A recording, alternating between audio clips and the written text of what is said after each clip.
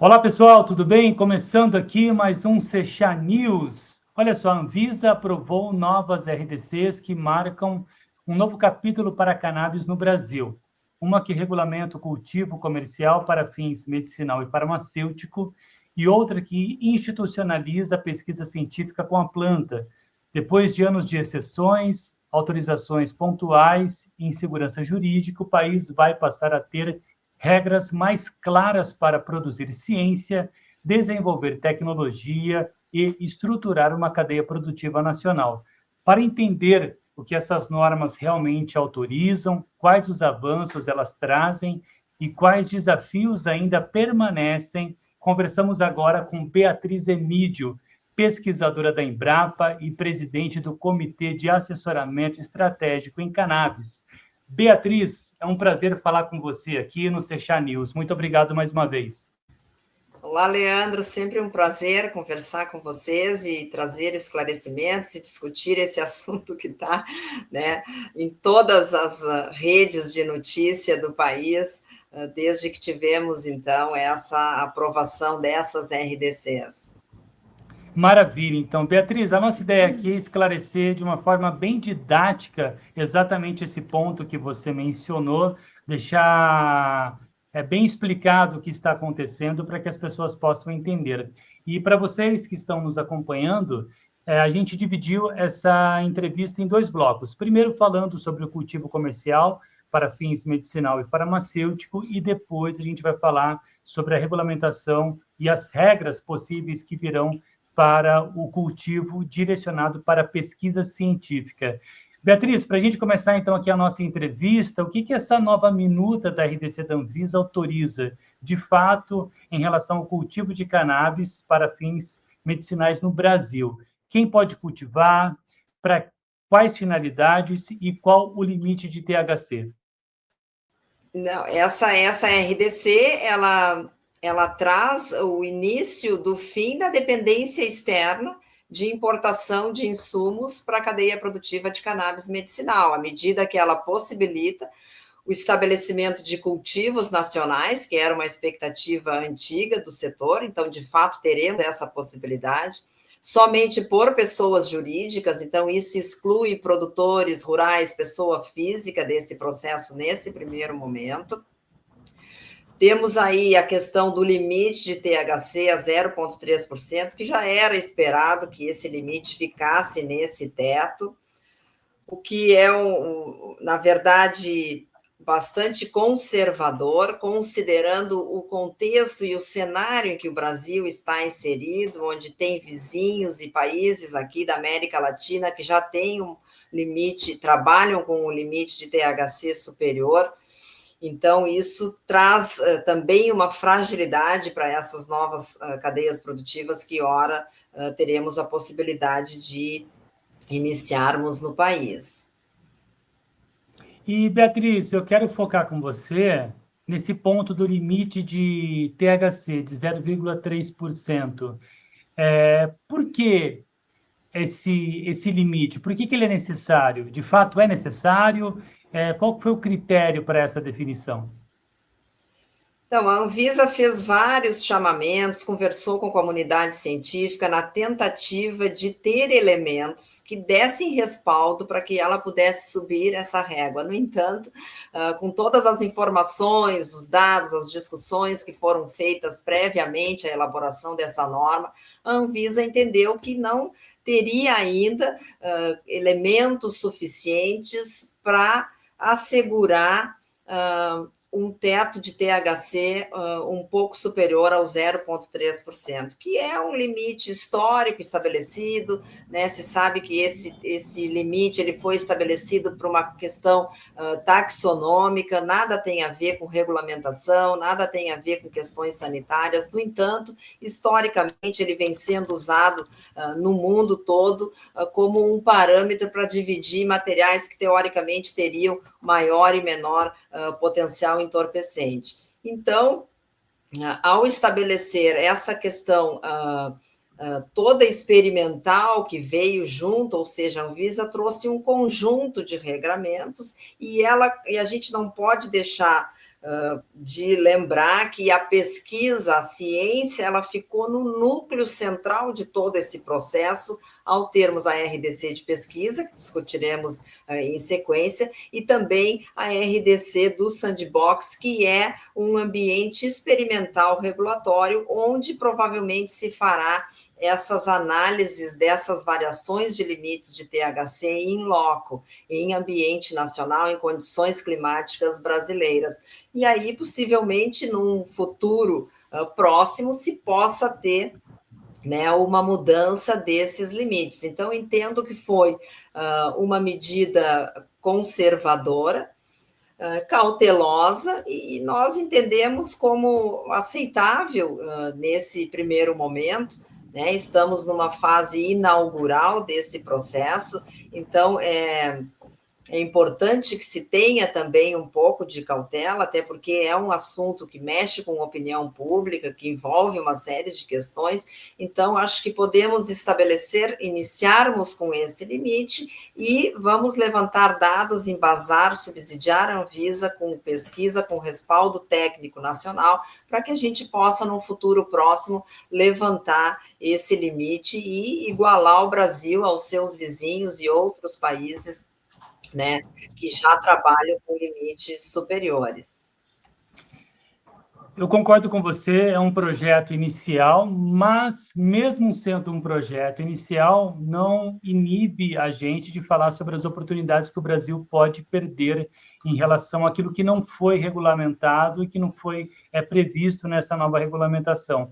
Pensando aqui no ponto de vista da competitividade do Brasil no mercado internacional, a proibição da exportação de plantas e sementes tira uma oportunidade do Brasil, pensando em todo o seu potencial produtivo, do que ele poderia proporcionar? Sem dúvida, Leandro, porque a gente sabe que um dos motivos, né, que levou ao estabelecimento desse regramento para que a gente pudesse ter cadeias produtivas nacionais está muito associado à questão de facilitação do acesso desses produtos aos pacientes, à comunidade de maneira geral, que demanda e que necessita desses medicamentos e derivados de cannabis. E à medida que se estabelece um limite como esse, isso acaba afetando a questão de competitividade à medida que se afeta preço, né? Já que um dos elementos também trazidos é que hoje a dependência de importação são materiais que são caros, são insumos caros, e mesmo medicamentos diretamente importados também têm um custo elevado. Então, por trás desse escopo de regulamentação, tem essa questão de facilidade de acesso e redução de custos desses medicamentos. À medida que se estabelece essa restrição de exportação, se traduz que essa regulamentação ela faz com que tenhamos uma cadeia fechada nacionalmente, para alimentar e distribuir somente o mercado interno nacional. E quais são as implicações disso para essas indústrias que vão entrar nesse mercado ou que já operam nesse mercado em outros países?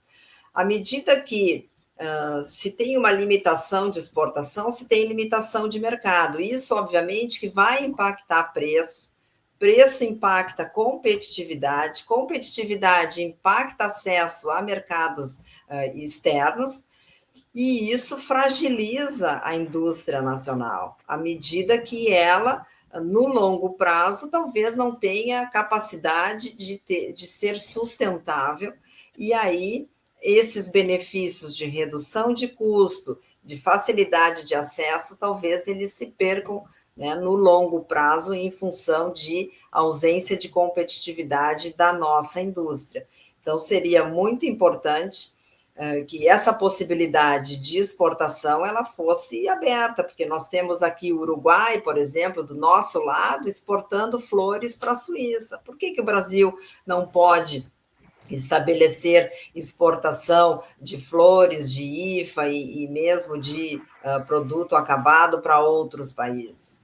Né? Eu realmente não consigo entender assim qual o argumento, o que tem por trás dessa limitação de importação. Acho realmente uma pena que isso tenha sido estabelecido, pelo menos nesse primeiro momento.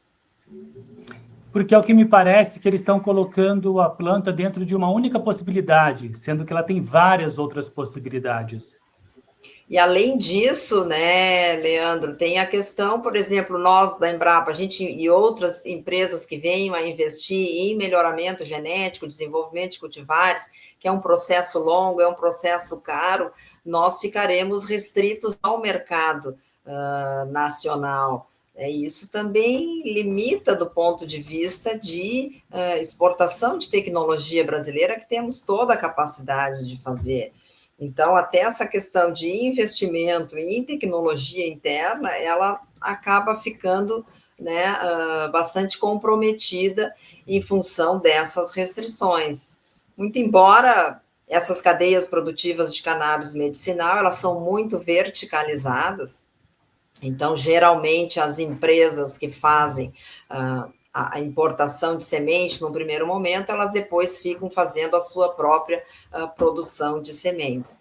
Mas, enfim, essa questão da semente é um outro aspecto que a gente pode discutir também, né, em sequência.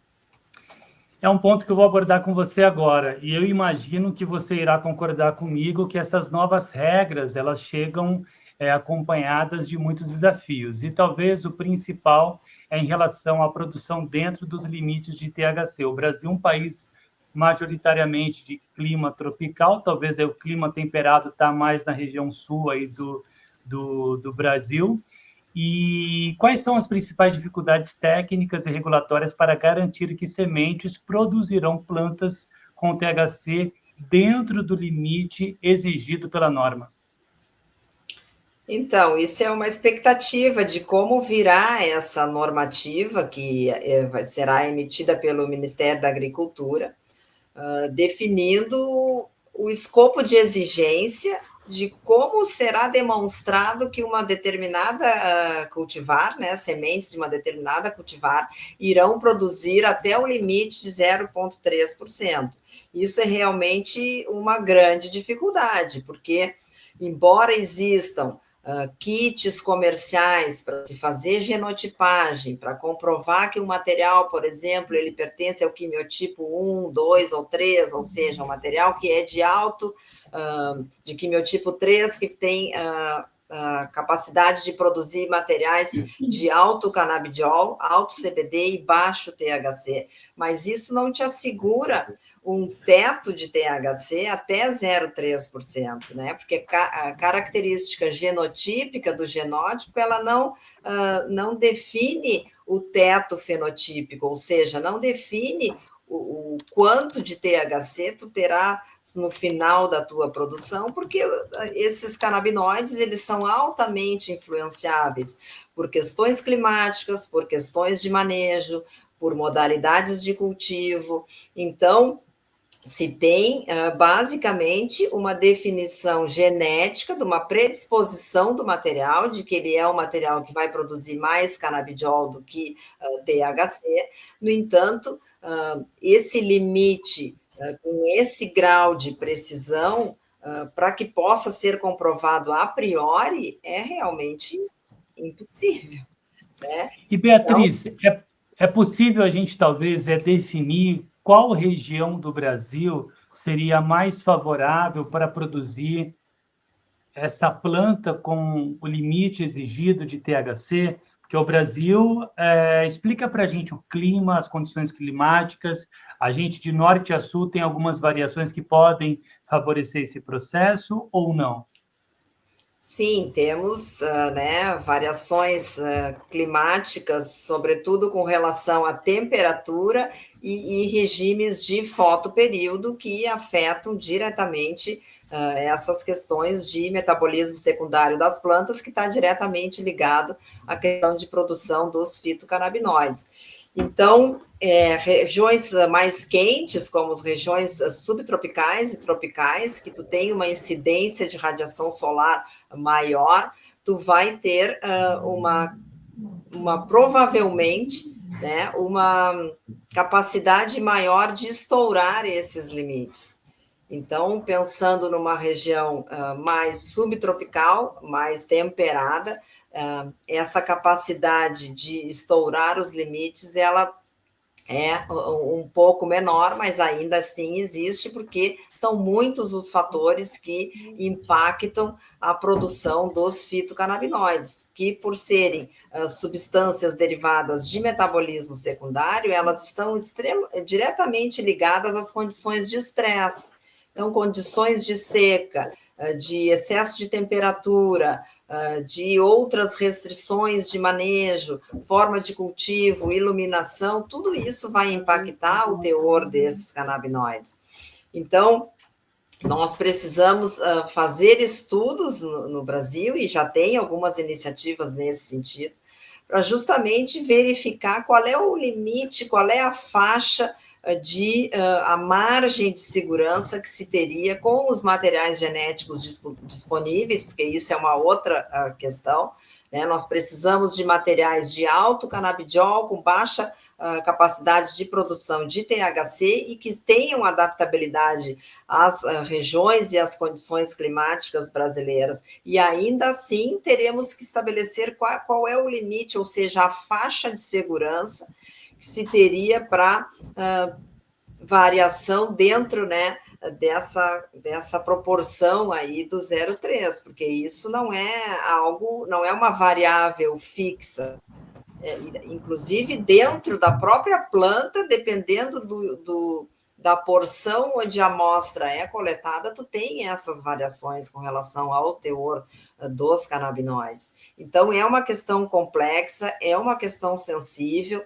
Nós entendemos que o Ministério da Agricultura, ao elaborar essa normativa com relação às regras para esse processo de importação e a garantia desse limite, que seja aceito que os obtentores, os exportadores que vão remeter os materiais para o Brasil, que eles possam emitir um laudo dizendo o quimiotipo do material, ou seja, a caracterização genética, essa parte ela é mais fácil, e uma comprovação de ensaios, enfim, que demonstre que esse material, uma vez produzido, ele produziu, né, aí tu vai ter que demonstrar isso através de cromatografia, provavelmente, né, com laudos da capacidade produtiva do teor desses canabinoides, algo assim que encarece o processo, dificulta, então realmente não é algo simples, ou seja, de toda a minuta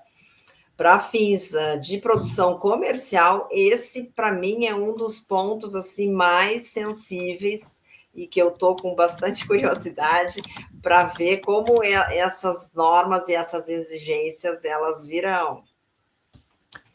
Beatriz, só para a gente trazer uma... Primeiro, excelente explicação, e só para a gente trazer uma localização geográfica, quando você fala de clima tropical e subtropical, a gente está falando de norte, nordeste, centro-oeste, clima mais temperado, sul e sudeste. Explica para a gente, só para a gente entender geograficamente. Isso tu vai tendo uma variação, né, gradativa, e sobretudo com relação a fotoperíodos. Tu pegar a região nordeste, que escurece cedo, porque tu tem um fotoperíodo de basicamente 12 por 12, ou seja, o número de horas do dia e da noite eles são iguais.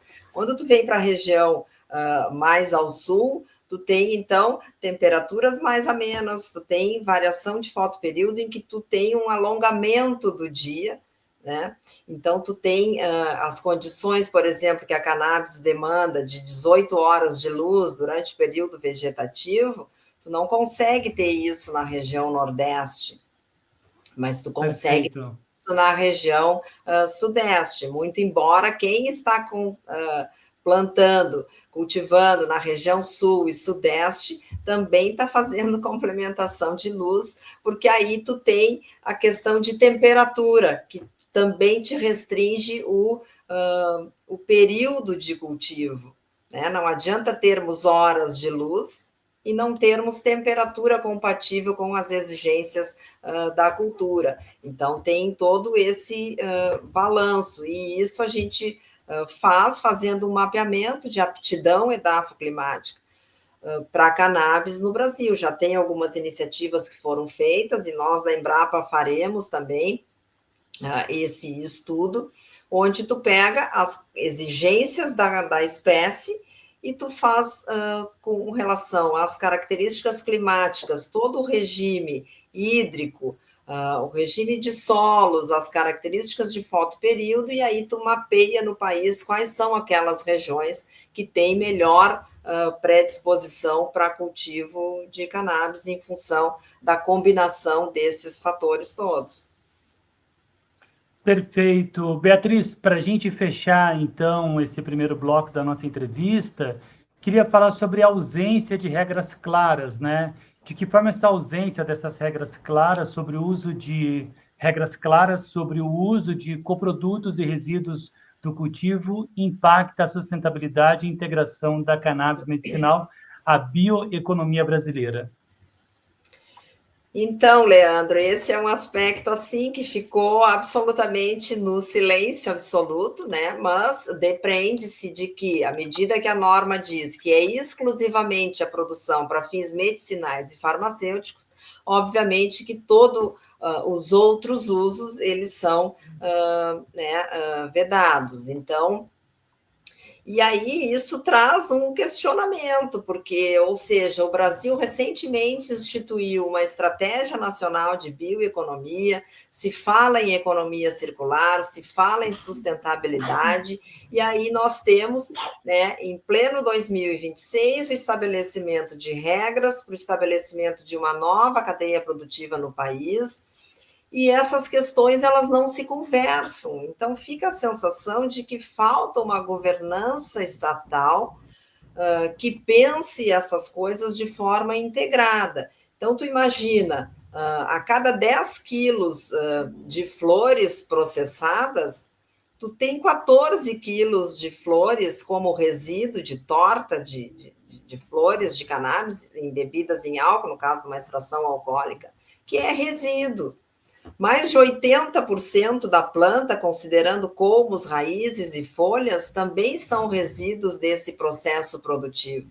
E aí, o que será feito com esses materiais que são de extrema riqueza biológica, que poderiam ser usados por N outras indústrias? Isso vai ser jogado fora, vai ser incinerado, né? A norma não trata disso aí, isso ficou assim absolutamente fora de qualquer discussão. Então, quer dizer, a gente faz um discurso, mas quando a gente vai implementar a norma, isso fica fora. Eu entendo que talvez inserir essa questão de uso dos coprodutos, obviamente que aumenta a complexidade, né, de todo o processo regulatório, sobretudo a questão de fiscalização. E isso, Leandro, não é uma peculiaridade do Brasil.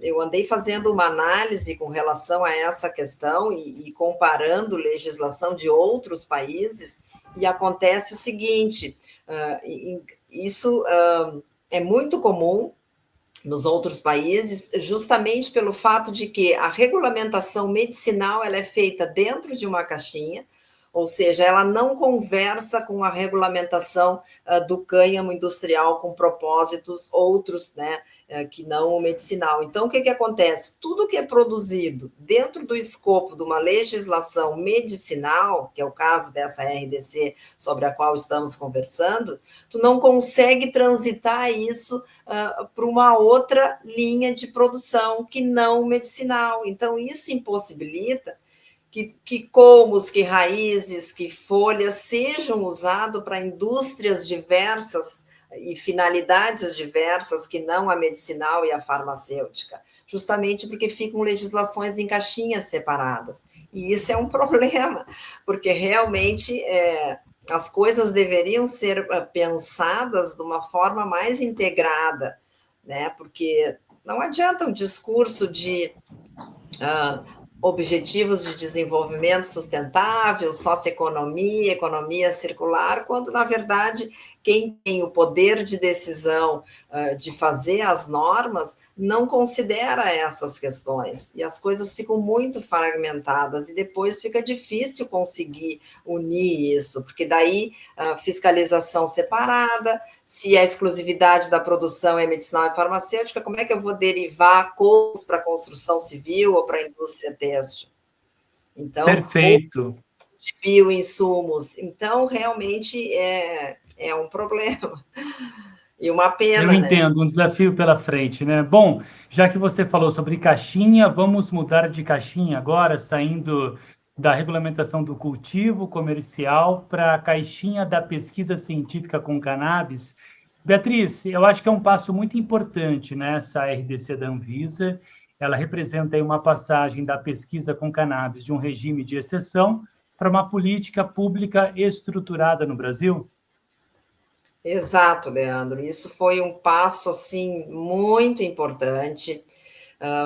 Acho que podemos dizer assim que todo aquele movimento da comunidade científica, do GT de regulamentação científica, mais recentemente, né, do chamamento que a Anvisa fez, de reuniões que também fez com a comunidade científica, isso teve um peso e um impacto sobre essa decisão, eu não tenho a menor dúvida.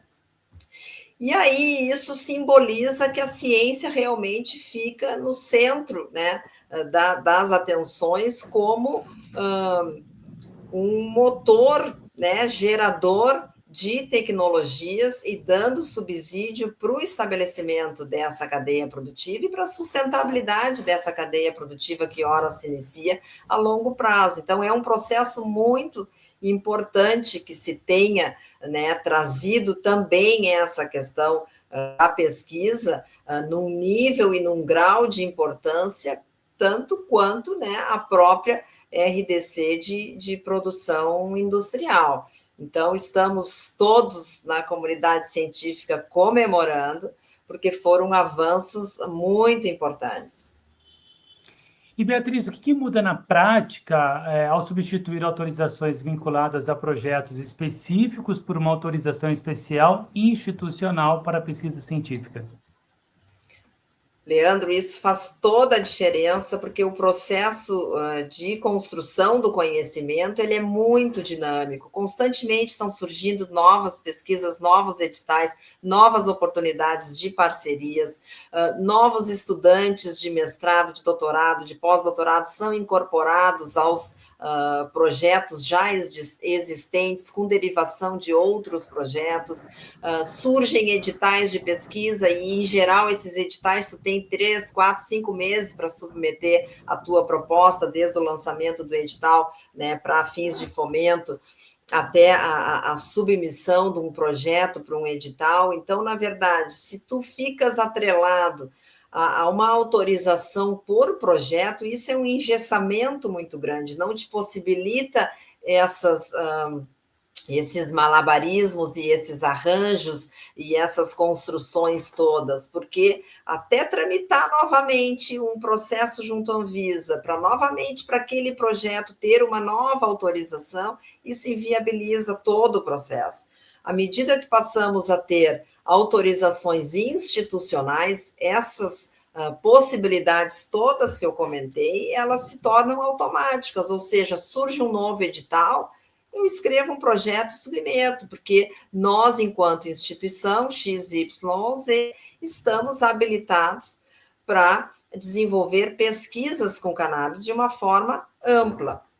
Então, isso Perfeito. nos dá também a possibilidade de arranjos institucionais, construção de parcerias internacionais com outros institutos de pesquisa, que é algo também muito comum, né? Inclusive, já estamos em conversa aí com várias universidades e instituições do exterior para a formalização de parcerias nesse sentido. Então, isso é um ganho muito importante.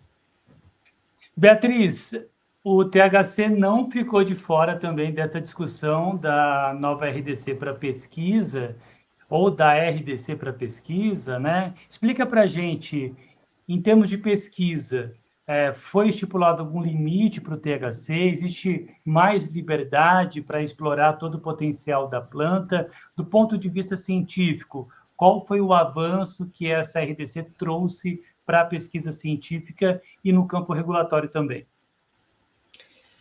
Bom, esse limite para a pesquisa ficou sem limite de THC. Na verdade, já não existia limite de THC para pesquisa, né? Só que isso não estava assim explícito Claro, definido. uma norma, né, com clareza, mas nenhuma das autorizações especiais em que a Anvisa havia concedido, não havia essa questão do limite, e quando nós, no GT de regulamentação, fizemos esse pleito com relação ao limite THC, a própria Anvisa nos respondeu, confirmando que não havia, né, limite de THC para pesquisa. Mas, no entanto, agora nós temos isso escrito de forma, né, expressa e clara dentro de uma norma. Então, isso também muda o jogo, porque fica sob nenhuma dúvida com relação a esse aspecto.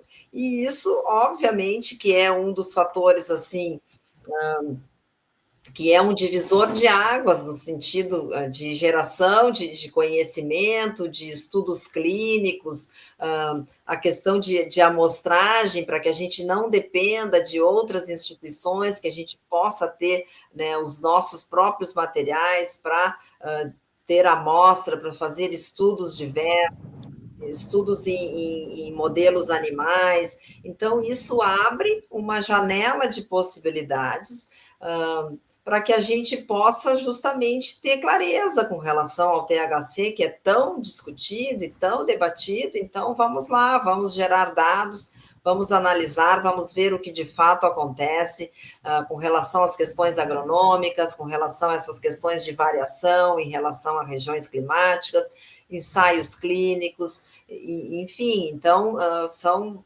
muitas as possibilidades na área farmacêutica, então, uma infinidade de possibilidades, realmente muito bom, isso aí foi excelente.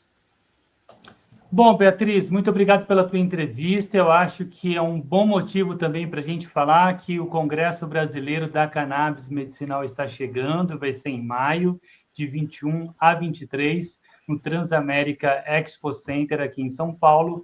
E eu acho que quem está dentro desse ecossistema deve participar do módulo Agro e Tec Cannabis, realizado em parceria com a Embrapa. Faça o seu convite, Beatriz, por gentileza. Não, mais do que nunca, esse ano é imprescindível a participação no módulo AgroTech, porque estaremos justamente discutindo sobre todos esses aspectos, sobre todas as possibilidades, desafios da cadeia produtiva, parte de genética, a parte de manejo, a parte de coprodutos, que inclusive, né, temos que destacar que para a pesquisa foi possibilitado o uso dos coprodutos, então, quem sabe, num futuro próximo já teremos aí também, né, uma atualização, aprimoramento dessas regras e que possamos também, num cultivo industrial, fazer uso desses produtos. Então, é um ambiente de troca muito rico, o Congresso. Convido a todos que se façam presentes, porque é uma oportunidade de conhecer novas oportunidades, novos players, estabelecer parcerias e além de estar por dentro, né, e atualizado de tudo aquilo que já está acontecendo no país e que está sendo construído, né, do ponto de vista estratégico para os próximos anos. Então, venham a São Paulo, participem conosco, tragam as suas ideias, as suas inquietações e participem desse debate que será muito rico. Perfeito. Então, para você que está interessado em participar do Congresso Brasileiro da Cannabis Medicinal 2026, é só acessar congressocannabis.com.br. E para a gente fechar, Beatriz, a nossa entrevista, inclusive te agradecer muito, porque foi muito esclarecedor tudo que você trouxe aqui para nós, dá um exemplo muito rápido aí de alguns coprodutos. Bom, coprodutos nós temos, então, assim, ó, eu sempre divido em dois grandes grupos de coprodutos que nós temos. O coproduto da produção agronômica, que seriam, então, todo o conjunto de raízes, colmos e folhas. é um conjunto de coprodutos, e nós temos o coproduto pós-extração das flores dos canabinoides, que aí tem essa torta, que é um outro material que poderia ser utilizado para o desenvolvimento de bioinsumos, como bioinseticidas, bionematicidas, e todo um conjunto de uso para a própria agricultura, para a própria cultura da cannabis, mas também para outras culturas, né? Então, já existem trabalhos no exterior nesse sentido, e é uma riqueza muito grande que não pode deixar de ser explorada. Por sorte, teremos a possibilidade de explorar isso, né, nas pesquisas, que já é um avanço tremendo. E esse outro conjunto de colmos, de folhas e de raízes, isso aí poderia ser utilizado para a indústria têxtil, para a indústria de papel. As raízes estão sendo também utilizadas para algumas questões medicinais, as próprias folhas têm sido utilizadas para a preparação de chás e de outros produtos, para uso como cama animal. Esses resíduos têm um potencial imenso para uso na construção civil. Toda essa gama de bioprodutos derivados da cannabis, eles poderiam ser produzidos a partir desses coprodutos fibrosos que sobram do processo de produção medicinal. Ou seja, a cannabis é uma planta extremamente versátil que pode e deve ser aproveitada em sua totalidade, mas estamos aí no primeiro passo e eu tenho certeza que num futuro próximo a gente vai conseguir avançar bastante em todos esses aspectos que você trouxe de uma forma muito clara e brilhante aqui para a nossa audiência do Seixá News. Beatriz Emídio, pesquisadora da Embrapa e presidente do Comitê de Assessoramento Estratégico em Cannabis, falando aqui com a gente, com a audiência do Seixá. Beatriz, mais uma vez, muito obrigado pela gentileza do seu tempo e ter concedido essa entrevista tão importante nesse momento que a gente vive aqui com a cannabis no Brasil. Muito obrigado, viu, Beatriz? Joia, Leandro. Obrigada, abração. Até. E a você, muito obrigado pela tua audiência. Até o próximo Seixá News.